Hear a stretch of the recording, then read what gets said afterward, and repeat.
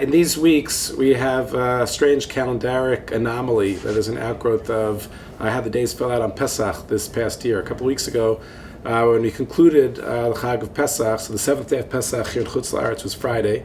The last day was on Shabbat. In Eretz Yisrael, the last day was on Friday, which means that Shabbat, they began reading Parshat Achremot and been continuing on that cycle. And that created a gap between our practice, our weekly readings and the readings in Eretz Yisrael. That itself is not so strange. What is unusual is that we have a couple of opportunities to catch up, which we passed by. Very often we connect Achremot and Kiddushim, and we didn't do that. We can also connect Bahar and Bechukotai. We're not going to do that either. And the question is why? There is a long-standing practice that when it's possible, and most years it does work out that way, that the Shabbos before Shavuot, we should read Parshat Bamidbar. The Torah famously writes in his kind of a coded kind of way, Minu ve'itzru, that you should count and then celebrate Atzeret, which is the holiday of Shavuot, by which he means that you should read the census in Parshat Bamidbar and then afterwards celebrate the holiday of Shavuot. And so the puzzle that many people try to explain is why is it that is so important actually that we're out of sync with Israel for the next couple of weeks, that we should read Parshat Bamidbar prior to celebrating Shavuot.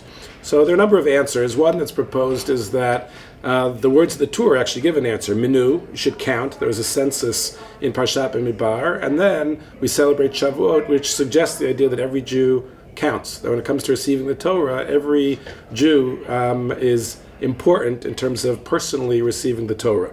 It's one kind of idea, but many of the explanations actually don't focus so much on the census, but the idea of the Parsha, which is Bamidbar, that for some reason you should read Bamidbar prior to receiving the Torah. Why would that be? So some explanations go as follows. First of all, in order to receive the Torah, so the Midbar is a barren place. It's a place of humility.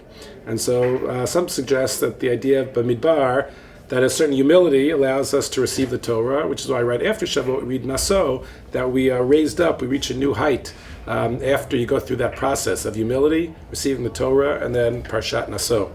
Others say that the idea is that the world is a barren place if we don't have an opportunity to live a life of Torah.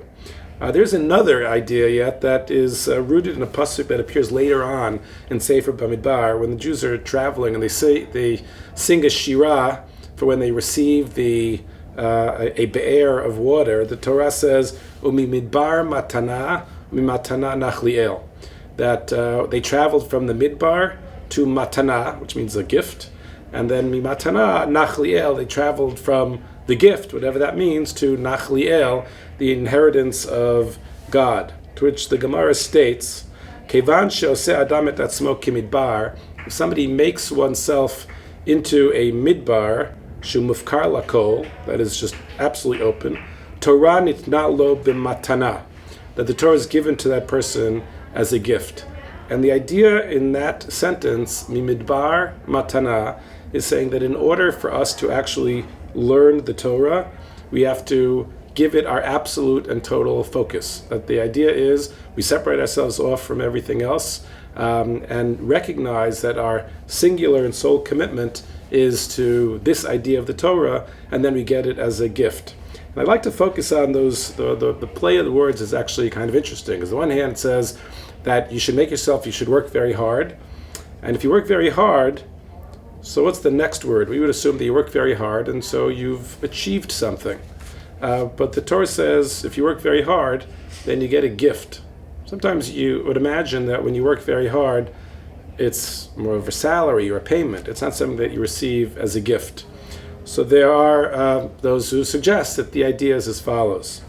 In life in general, the things that are most important to us, we have to dedicate ourselves with passion, with conviction, because it's something that we believe in very deeply. And we don't even know actually whether it's going to work out the way that we planned.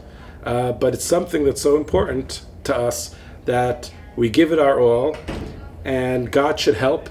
And if everything comes together, then we receive as a gift the achievement and the success that we were hoping for. But we have to be willing to put ourselves on the line and to take the risk. It might work or might not, but I'm going to work hard anyway because it's that important to me. There's a similar kind of phrase, very famous phrase the Gemara Megillah quotes, where it says, Yagati v'lo matzati al ta'amin. Somebody who says, I worked very hard for something and I didn't find it, don't believe that person. Somebody who says, Lo yagati umatzati, I didn't work so hard, but I found it, I was successful, al ta'amin, you shouldn't believe the person. Yagati umatzati, somebody who says, I worked hard and I found it, I got it, that person, you should believe that person. So says Rav Yitzchak Nafcha. Now, as in Keren B'Yavneh, the Mashgiach Rav Rivlin asked, he said, the terms are odd. We understand the point of Rav Yitzchak Nafcha. You got to work hard in order to achieve. You need grit and determination. But if you work hard, then you don't matzati, like a mitziyah, like you find something. It's a strange kind of term. You'd say, yagati, I worked hard, v'kaniti, I obtained it, or I got a reward for it. But a mitziyah is actually something you just stumble upon. So Rav Rivlin said the idea there is the same, that you work hard and you need siyata d'shmaya. You need absolute commitment and grit and determination, and then you need God's help and some luck and forces to work somehow together, and then you're able to actually achieve. And that's important at both sides.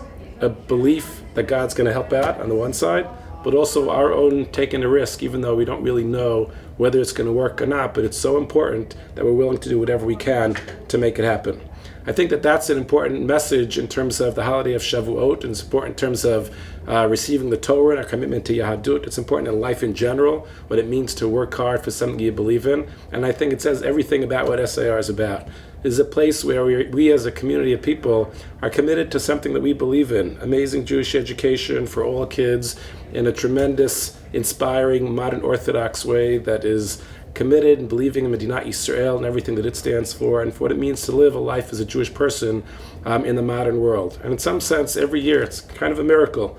We give it our all, we work as hard as we can, and we hope that with Siyata D'Shmaya, everything falls into place and we're able to have a successful year. And thank God, so far that recipe has been one of success. And in that spirit, I'm going to say to you that as we approach Chag Shavuot, and today, a B4 SAR day, it's exactly that we're commemorating. That spirit of we love this place, we give it our all, we do whatever we can to be able to make this place a success, and with God's help, we should be able to achieve it. Thank you very much.